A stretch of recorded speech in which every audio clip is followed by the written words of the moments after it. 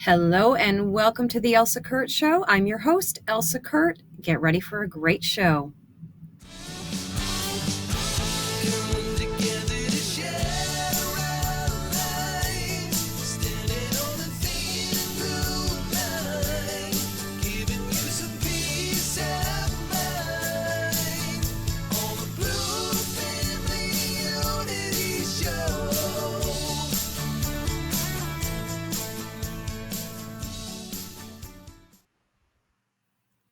All right, guys, as promised, I am going to deliver a great show today, not because of me, but because of my guest. Today, I have author Nikki Goeser, who has written the book Stalked and Defenseless, a true story, a harrowingly true story about her husband's murder by her stalker. Welcome to the show, Nikki. Thank you so much for coming on. Hi, Elsa. Thanks for having me on. Thank you. So I have been listening to your book. I have it on audiobook and I've been, driving with it, listening to it everywhere. And, I'm finding myself like gripping the steering wheel as I'm listening to this story. Walk us back to 2009. Is that correct? Is that when this happened? Okay. If you could Yes. walk us back to then and tell us a little bit about your story. So back in 2009, my husband, Ben, and I, we were newlyweds. We had only been married for a little over a year, but we operated a mobile karaoke business. It's kind of a side job.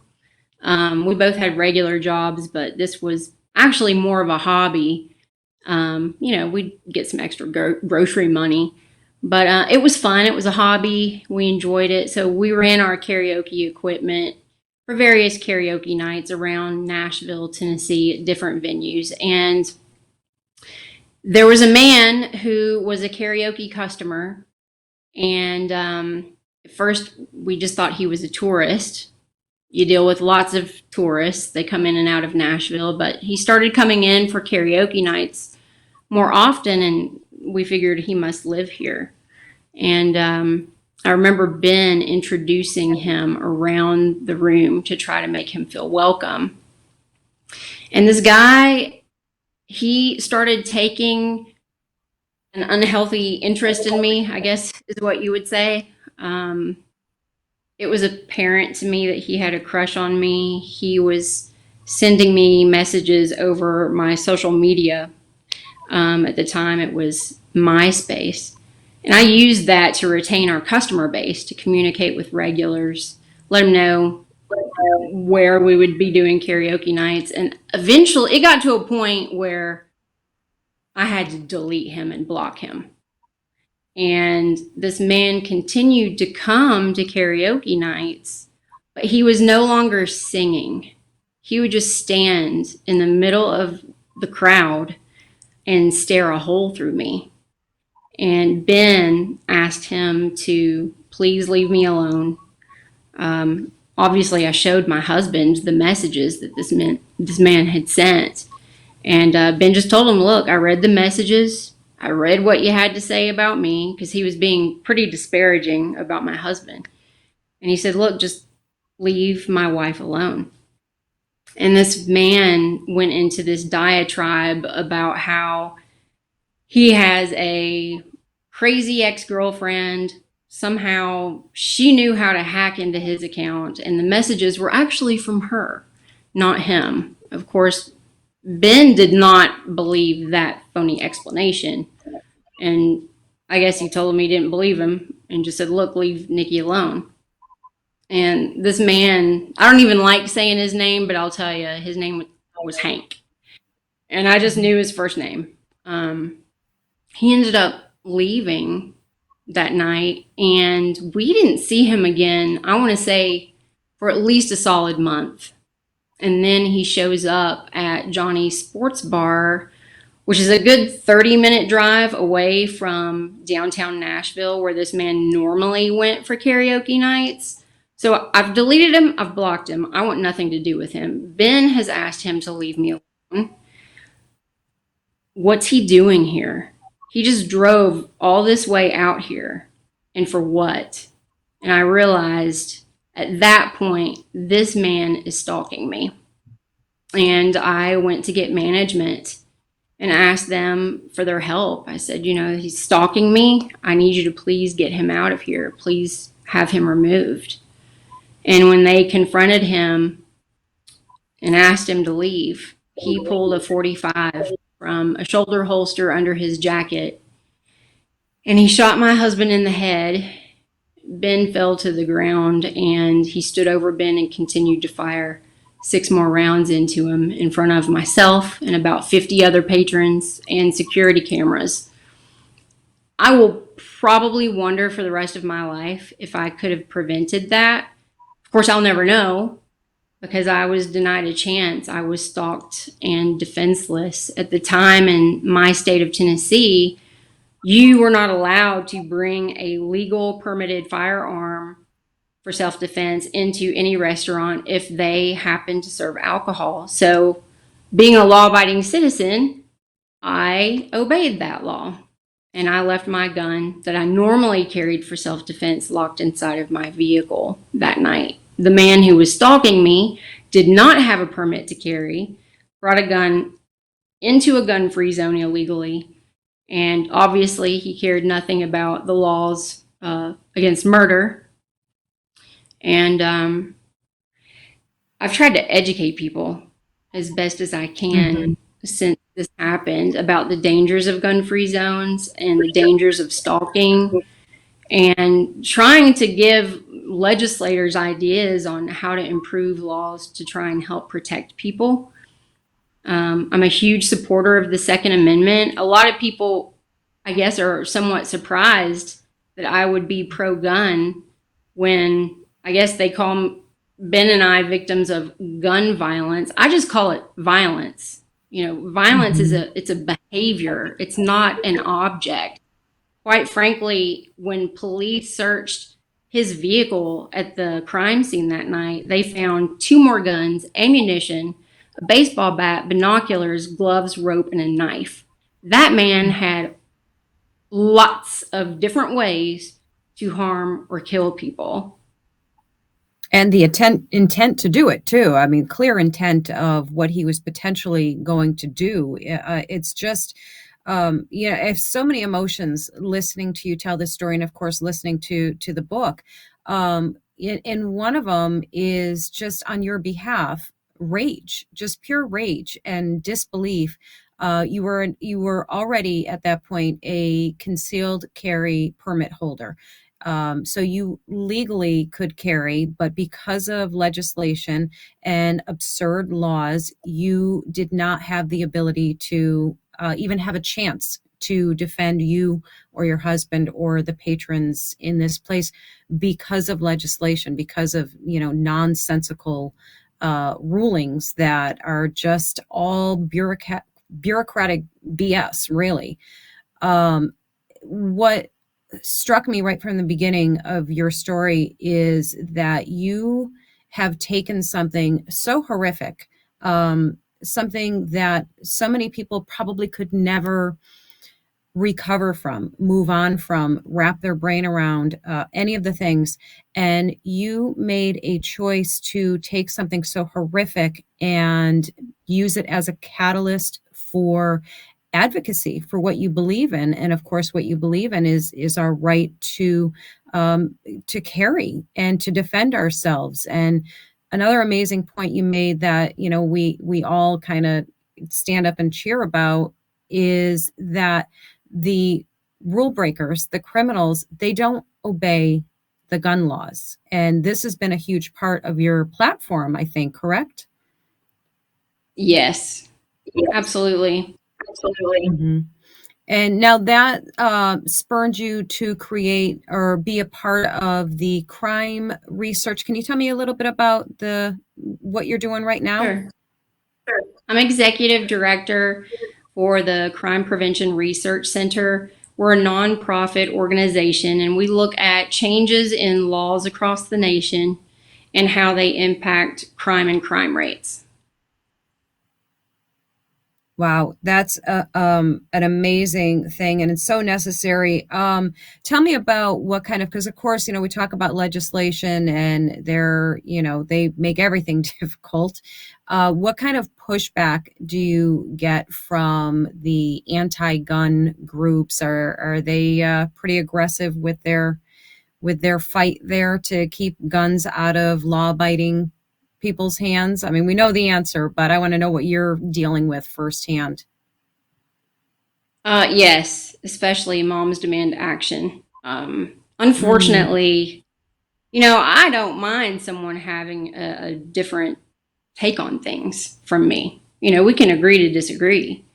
But a lot of times, these people, these anti gun advocates, will come to the legislature and they'll sit in these committee rooms. And if someone like myself or Dr. John Lott or Gun Owners of America or whoever, Second Amendment Foundation, NRA, or quite frankly, other victims of violent crime who are pro gun, unfortunately, these people will snicker and call people names, behind them. I've experienced it myself. I've seen this happen mhm. in committee, and it's very disrespectful. You can have a different opinion, but be respectful of others. I try to be respectful of them, because obviously they have victims on their side who do Sure. blame guns. They hate guns. They don't understand why anyone would ever want to own a gun. And, that's fine. They can have that opinion. But I'm going to be there to let those legislators know my take on things and why I feel the basic human right of self defense is so important. And we should not be passing laws that really only impact good law abiding people. These laws like waiting periods, that one just Mm. drives me nuts because quite frankly Tell me a anyone little bit who's about done that. yeah, anyone who's done the work and has actually read some of these manifestos, because mostly these people are concerned about mass public shootings, right? They're concerned about domestic violence instances too. But quite frankly, as far as mass public shooters go, uh, their manifestos, their diaries, these things they leave behind with all of their writings show these evil people plan this stuff well in advance. I'm talking Mhm. months in advance, if not years. Quite frankly, a waiting period is not going to deter that type of person at all. What a waiting period will do is prevent a victim of stalking, which could be a man or a woman. Men and women are stalked, but it'll prevent some victim of stalking, someone who is experiencing uh, domestic violence, someone who is afraid for their life, for their children's lives. It will prevent them from being able to get a gun quickly to be able to protect themselves when they need to. Right. Absolutely. Yeah, there's no question about that. And you talked about in the book too, the options that are given to victims of stalking and domestic violence, which are things like get a restraining order, move, change your name, change your, suppress your address from public records, all reactive things that are essentially re-victimizing the victims over and over and over again instead of advocating for self-defense. And to me, that's infuriating. Like, why would you take away the tools for somebody to defend themselves? It's like you're saying you're not allowed to defend yourself. You must stay a victim in society's eyes because we blame guns for everything instead of people. And you've done a lot of work for that too, I believe, to battle that. I think, right? Yeah, I got really frustrated early on after all of this happened because I started just researching on my own some of the advice that so many of these stalking resource groups, women's rights groups, victims advocacy groups, you know, all of the advice, and don't get me wrong, some of this advice may be needed. You may need to move. You may need to change your name. You might want to change your job, your whole career.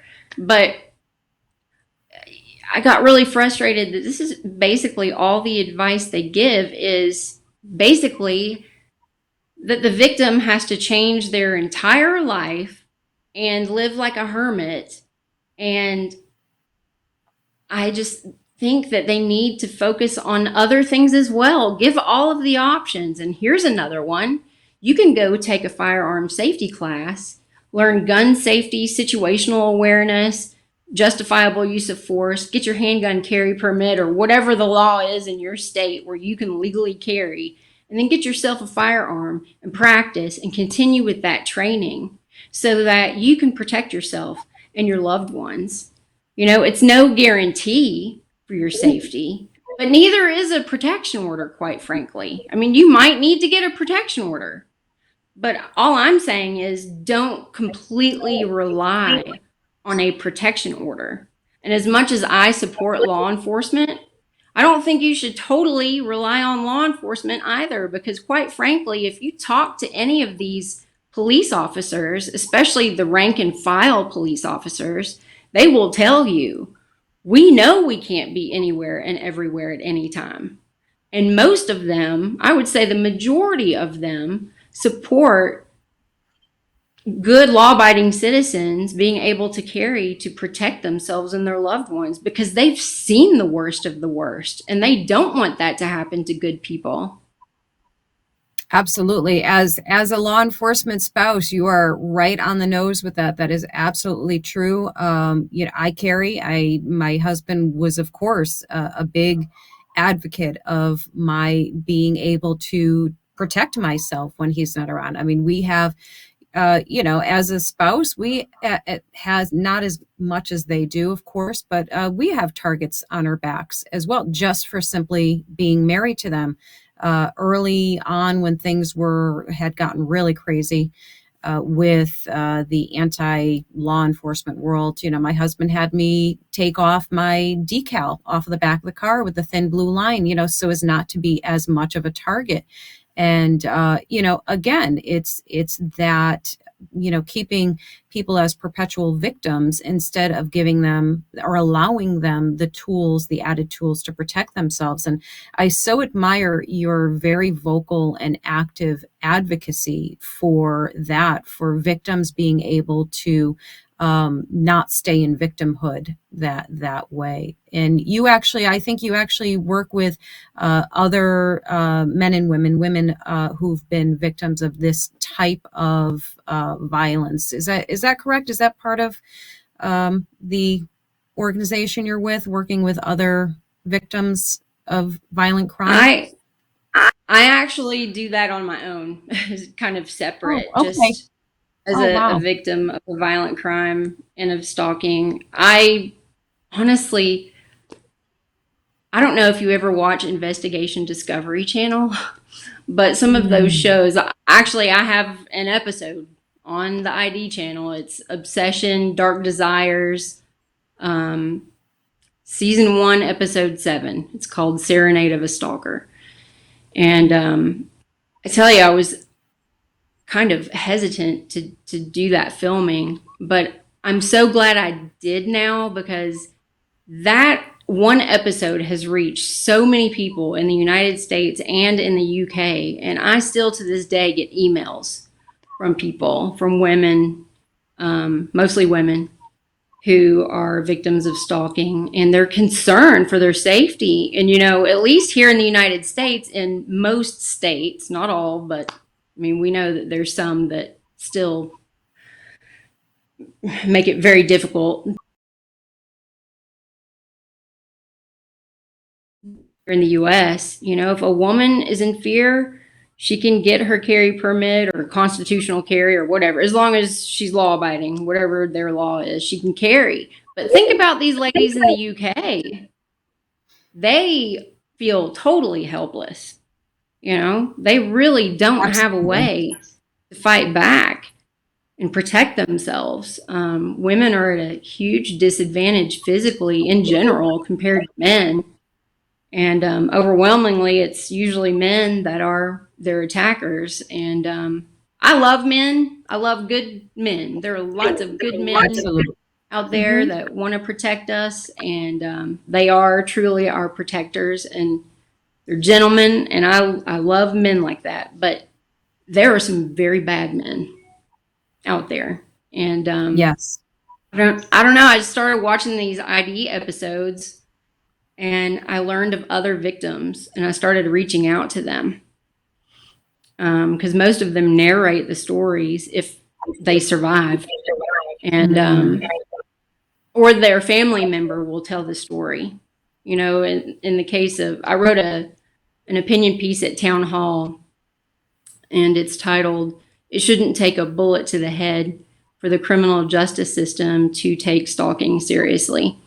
And I co-authored that op-ed with a lady by the name of Debbie Riddle. Debbie had an ID episode. She narrated the story of her youngest sister, Peggy. And Peggy was stalked by her ex-boyfriend. She'd broken up with this guy, didn't want anything to do with him anymore. She knew that he was not right, and she felt her life was in jeopardy. She got a restraining order. She moved like over 1,000 miles away to get away from this guy while she awaited trial. And he went and hired a private investigator.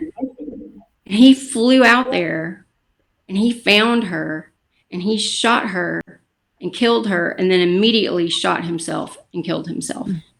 That was in 2003. And it was horrific. Wow. And I just sat there listening to this story, and I thought, you know what, I'm going to reach out to her. And now we have an opinion piece that has reached a lot of people, and it's educating people. So I just try to do what I can, because I realize that there are more potential victims out there, and we need to try to help. You're making tremendous strides in doing that and accomplishing that. And what a way to honor your husband as well in his memory by doing something so impactful and powerful for others. To use your grief and devastation to help others, I think is, one of the most noble things you could possibly do. And especially in light of, and please correct me if I'm wrong, especially in light of the fact that your stalker is in prison currently and is due to be released in 2028, I believe. And he is still able to harass you via letters. Is that correct? Yes. This man has still been stalking me. He's just doing it from prison now. I learned it was before the murder trial that I received the first letter from him. And what he does is, I filed a wrongful death suit against him. And the attorney that represented me in that suit, of course, when they send these inmates the court paperwork for this stuff, the attorney's address is on there. So my stalker started sending letters to me through my attorney. He'd send them to my attorney. And of course, my attorney struggled with this. He's like, oh my gosh, how do I tell her? She's going to be devastated. He knew darn well what it would do to me. And I think he sat on it for a few weeks, feeling terrible about it, but realizing legally he had to tell me. And he told me. I ended up getting 2 letters before the murder trial. And I let the prosecutor know, the victim witness coordinator, the detective. I asked that extra charges be brought against him. I wanted it to stop. I needed a restraining order, and I needed help. Nobody did anything. Wow. And finally, I just got to the point where I was like, you know what? I can't take this. So I told my attorney, please just don't tell me anymore. I cannot handle this. Just please don't tell me. That's how just devastated I was. Of course. In hindsight, now I wish I had been strong enough at that time to not do that, because I really, it's like you don't want to know, but you need to know so that you Right. can develop a safety plan that you say, so you can have charges pressed. Like, ignorance Sure. is not helping, you know? Mm, Um, right. yeah. So now he has charges against him. The feds have now Good. charged him with federal stalking. It's up to 5 years in a federal prison. That's the max. Mhm. But you know what's sad? Even if he gets the max, that's still not going to keep him locked away forever. And the state of Tennessee has allowed him to earn early release good behavior credits, and they're not revoking them. I have asked over Wow. and over and over again, in Tennessee Department of Correction and the prison warden, they're not revoking the credits. He's still getting out early according to the release date. It is so mind blowing and infuriating. All this time and energy spent on gun control legislation work, and it should be dealing with actual criminals and doing the time and effort with making sure that system is all set. Um, Again, I have to tell you, your story is so incredible. It is all of the emotions. It is gut wrenching. Your love story with your husband is beautiful, and your loss is heartbreaking and devastating. And your journey through this is so incredible, all the way up until this date, till right now, today, and the future, and everything that you're doing. I highly, highly recommend for everyone to read or listen to, whatever the case is, whatever your preference is, Stalked and Defenseless by Nikki Goeser. Nikki, where can everyone find you? I know we have one of your sites on there at the bottom, but just let everybody know where they can find you and how they can be of service, be of help with this cause. Sure. Probably stalk my website, stalkedandefenseless.com is best. I do have social media, but I keep it on tight lockdown. Unless I've met you, I'm not going to add you as a friend. Unfortunately, Understandable. yeah, that's the Yeah. impact this has had. But I'm still a friendly person, and I believe most people are good. So, but yeah, that's Yes. probably the best way to reach me. You can also visit our website at the Crime Prevention Research Center. It's crimeresearch.org. Perfect. Wonderful. Nikki, I can't thank you enough for coming on today and sharing your story, and just inspiring us with your incredible strength. Thank you so much for coming on today. Thank you for having me. I appreciate it. You take care. You too. Thanks.